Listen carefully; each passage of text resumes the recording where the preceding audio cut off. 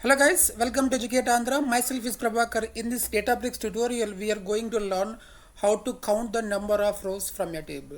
So we have a table called orders. From the table, we created the data frame. Name is orders df, and we can see the columns here. And totally there is 20 rows in this table.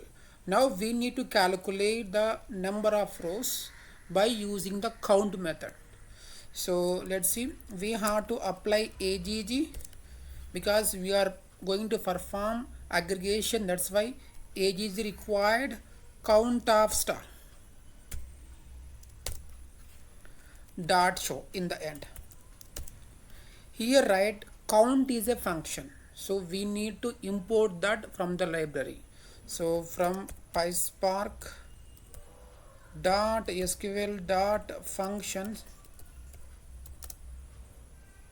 import count PySpark.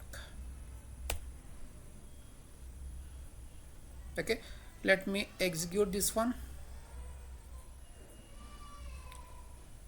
Functions. Okay, it should be functions. Now let me execute the code. So this gave us count is 20 and it is not a meaningful name, so we have to provide alias name for this column.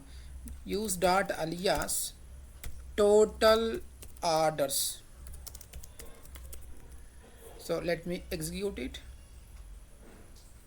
So we just renamed the column name from count1 to total orders. So that's how we can calculate the total orders from a table by using the AGG and also by using the count method. So here right, since count is a method, we have to import that from the library, which is PySpark.sql.functions. Otherwise we'll get the error.